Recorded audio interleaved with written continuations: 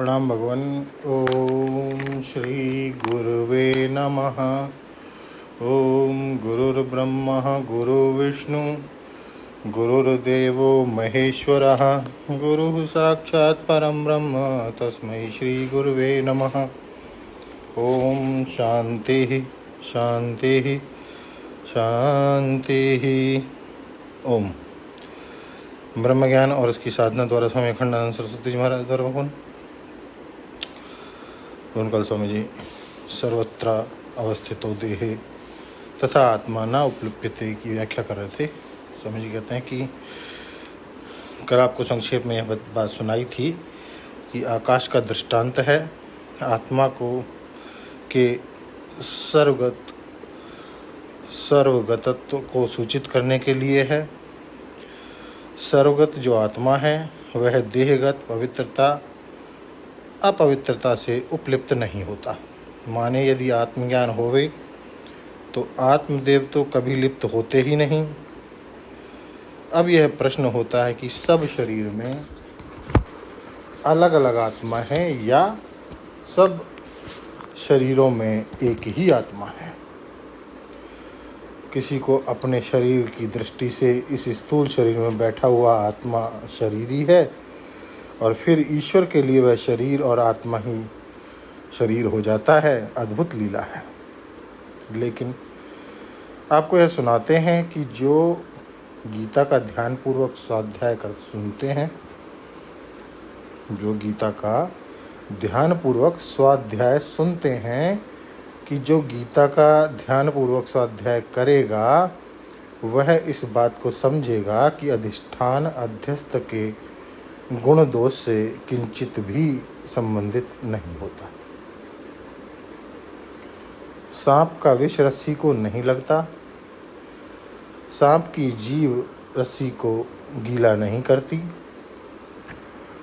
सांप का टेढ़ापन रस्सी को टेढ़ा नहीं करता, क्योंकि वह तो रस्सी को न जानकर सांप देखने वाले के मन में ही वह सांप है। उस सांप का जहर भी देखने वाले के मन में है, रस्सी में नहीं है। इसी प्रकार अखंड अनंत परमात्मा के अनंत तत्व, अखंडत्व, अद्वैत्व, प्रत्यकत्व को न जान करके जो उस अनंत में शांत को देख रहे हैं, निष्प्रपंच में प्रपंच को देख रहे हैं, अद्वय में द्वय को देख रहे हैं, निर्विशेष में विशेष को देख रहे हैं, निर्गुण में गुण को देख रहे हैं, माने अधिष्ठानिष्ठ जो अत्यंताभाव है उसके प्रतियोगी के रूप में प्रपंच को देख रहे हैं। स्वाधिष्ठानिष्ठ अत्यंता भाव प्रतियोगी के रूप में जो इस प्रपंच को देख रहे हैं, माने प्रपंच के अभाव के अधिकरण में, माने प्रपंच के अभाव के अधिकरण में जो प्रपंच को देख रहे हैं, जहाँ प्रपंच नहीं है वहाँ प्रपंच देख रहे हैं, उनके उस प्रपंच दर्शन से भी अधिष्ठान में प्रपंच का कोई भी उपलेप प्राप्त नहीं हो सकता। शांत का आधार अनंत है, सा आदि का आधार अनादि है, जड़ का आधार चेतन है, अनेक का आधार एक है। अधिष्ठानत्व के बिना तो प्रपंच की सिद्धि भी नहीं हो सकती। तो अपने अभाव के अधिकरण में आरोपित होने के कारण यह प्रपंच अपने अधिष्ठान में उपलेप नहीं कर सकता तथा आत्मा न उपलिप्यते। यह बात बताई आकाश के दृष्टांत से। अब आकाश के दृष्टांत से बताते हैं, जरा ध्यान दो, बड़ा विलक्षण है यह। इसमें एक शब्द को पकड़ो, कृष्णम।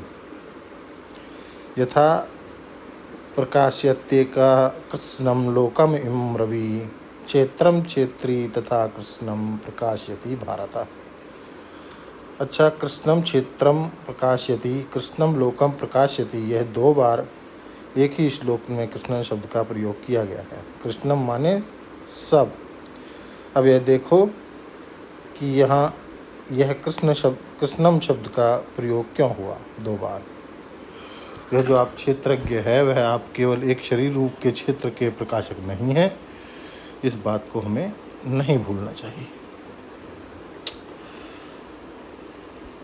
महाभूतानि अहंकारो बुद्धि व्यक्तम एव च इंद्रियाणि दशैकम च पंच च इंद्रिय गोचरा इच्छा द्वेष सुखम दुखम संघात चेतना धृति एतत् क्षेत्रम समासेन सविकारम उदाहृतम। तो इसकी व्याख्या को लेंगे भगवान अगले सत्संग में। ओम शांति शांति शांति। प्रणाम भगवान।